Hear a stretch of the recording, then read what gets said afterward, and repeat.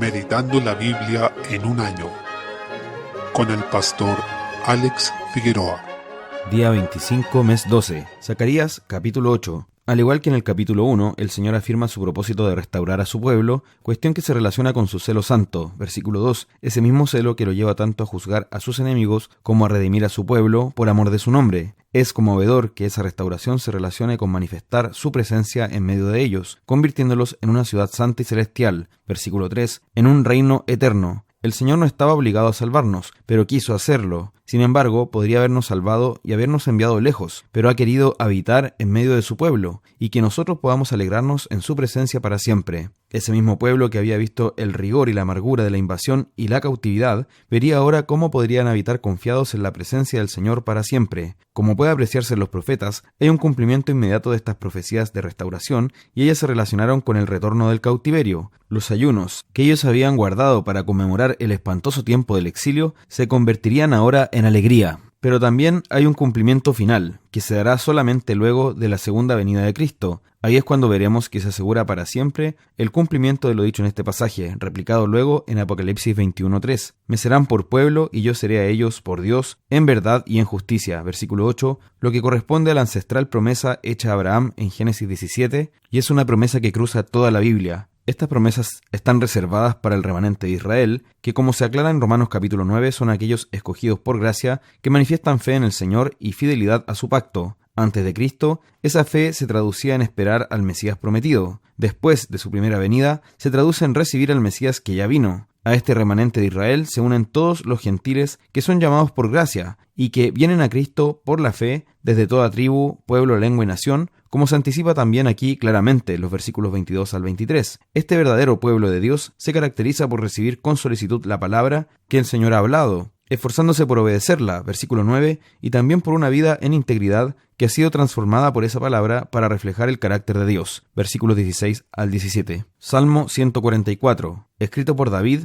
muy similar al Salmo 18 y con pasajes parecidos a otros salmos. Desde el versículo 1, exalta al Señor como nuestra roca y refugio, como aquel que le permite ser adiestrado para la batalla, quien le da la victoria y es la fuente de su protección y bienestar. Desde el versículo 3, teniendo en cuenta esta grandeza de Dios, se pregunta al igual que en el Salmo 8, ¿qué es el hombre para que en él pienses o el hijo del hombre para que lo estimes? Él sabía, a pesar de que era un hombre ungido por el Señor para ser rey, que no merecía la gracia ni la comunión con Dios, sino que tal cosa era un privilegio y una misericordia de parte de Dios. Comparados con él somos una sombra que pasa, pero él se acuerda de nosotros para hacernos bien. Desde el versículo 5 se exalta al Señor sobre su creación, rogando que este Dios poderoso bendiga a su pueblo, dándole la victoria sobre sus enemigos, que son aquellos que hablan mentira y viven en ella. Este es un tema que es recurrente en los salmos, y cuando habla de los enemigos no se refiere a una perspectiva egoísta y personal, sino espiritual. Son los enemigos del pueblo de Dios, que ante todo son rebeldes al Señor, y como consecuencia de eso, vuelcan su ira contra la iglesia. Desde el versículo 9, no debemos pelear esta batalla en nuestras fuerzas, sino en el poder de Dios, y no hemos de usar medios carnales, sino espirituales. Cristo, nuestro Rey, venció sobre las potestades de las tinieblas en la cruz, y su Espíritu obra esa salvación en nuestras vidas. Esta victoria que ahora vemos por fe, un día la podremos ver manifestarse en plenitud cuando Cristo venga por segunda vez. Desde el versículo 12 se describe la bendición del pueblo de Dios, que se manifiesta en paz, armonía y prosperidad en la tierra, no como un fruto del esfuerzo humano ni por el deseo de acumular bien tras bien de forma egoísta, sino como un reflejo de la gracia de Dios en nuestra vida. Recordemos también que en el antiguo pacto se prometía una bendición de prosperidad material asociada a la obediencia, y eso era un anticipo de la gloria de Dios en su pueblo en la medida que ellos obedecieran la ley. Sin embargo, aunque esta asociación entre fidelidad y prosperidad material era parte del antiguo pacto, el Señor va guiando a sus hijos para que en esta vida no vivan angustiados por el dinero, sino que lo hagan con una paz y una armonía en ese sentido. En último término, esto anuncia nuestra vida bajo la bendición de Dios en la gloria eterna que tendremos por medio de la victoria de Cristo. Por último, debemos entender que solo el pueblo que tiene a Jehová como Dios puede ser llamado bienaventurado. Todo el que no tiene al Señor como Dios va camino a la destrucción, y eso también incluye a los pueblos como un todo. Esto nos llama a la evangelización, en obediencia al mandato de Cristo. Por tanto, id y haced discípulos a todas las naciones, bautizándolos en el nombre del Padre, y del Hijo, y del Espíritu Santo,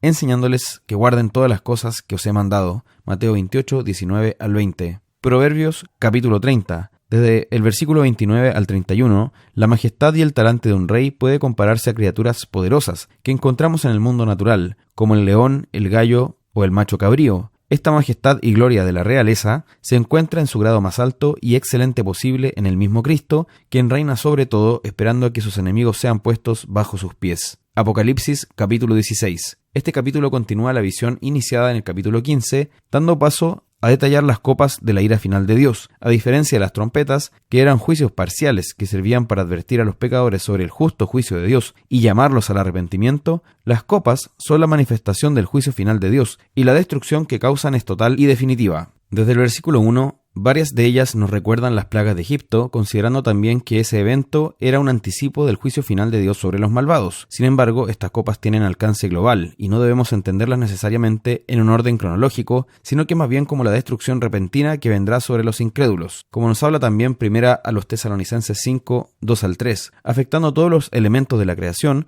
lo que nos muestra que todo el universo será usado en contra de los incrédulos para juicio de ellos. Cada copa es derramada por un ángel designado para eso, mostrándonos que ellos participan activamente en el trato de Dios con el mundo y en este caso en la demostración de su ira final, tal como han sido parte importante en la obra de Dios a lo largo de toda la historia. Pudimos verlos también en los sellos y en las trompetas. Versículo 7. Luego de la tercera copa, la progresión es interrumpida por una alabanza al Señor, por su justicia y por sus justos juicios, que Él derrama sobre los rebeldes a su voluntad. Con esto, Él está dando respuesta a la oración de sus mártires en el cielo que pudimos ver en el quinto sello revelado en el capítulo 6. Esta justicia contrasta con la perversión de los incrédulos y su eternidad contrasta con este mundo bajo el pecado que está llegando a su fin. Desde el versículo 8 vemos que el Señor ataca directamente a la bestia y a su pretendida autoridad, y los desbarata por completo. Esto causa furia en la bestia y sus seguidores, quienes, al igual que Faraón, se lamentaron por las plagas, pero no se arrepintieron de sus pecados. Versículo 9, lejos de eso se endurecieron en su maldad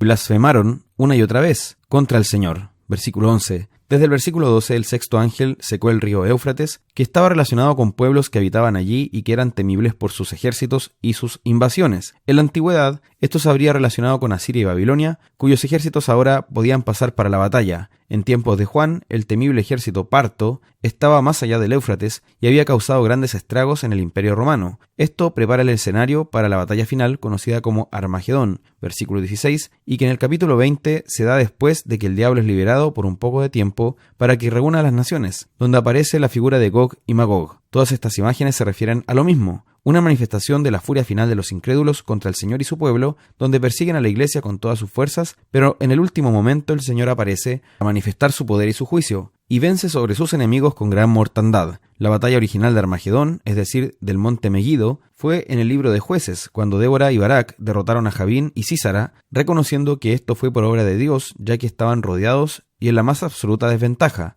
Eso explica que entre la sexta y la séptima copa haya una advertencia de Cristo, quien deja en claro que vendrá de manera sorpresiva como ladrón en la noche, y por tanto solo quienes están permanentemente preparados para esto serán bienaventurados. Versículo 15, mientras que los demás serán dejados en humillación y vergüenza perpetuas. Se cumplirá así lo dicho por medio del apóstol Pablo: cuando digan paz y seguridad, entonces vendrá sobre ellos destrucción repentina, como los dolores a la mujer encinta, y no escaparán. Primera Tesalonicenses 5.3. Desde el versículo 17, la séptima copa nos muestra el juicio final y el término de este quinto ciclo de revelaciones. Al derramarla, el ángel declara: hecho está. La destrucción que causa esta copa es total y global. Aparece la figura de Babilonia, que será desarrollada en detalle desde el capítulo 17, pero que representa al sistema humano de maldad, a la humanidad rebelde, organizada por sí misma y sin tener en cuenta a Dios, o lo que es lo mismo, en contra suya. Esta séptima copa nos recuerda lo visto en el sexto sello, cuando también se nos dio un anticipo de la venida de Cristo y su juicio final, y en este caso nos muestra la destrucción de la creación bajo el pecado y del mundo incrédulo. Nos da también una nueva evidencia de que el libro de Apocalipsis está revelado en forma de ciclos paralelos, que nos relatan los mismos acontecimientos, solo que desde distintas perspectivas y con distintos énfasis. A pesar de que el poder de Dios quedó de manifiesto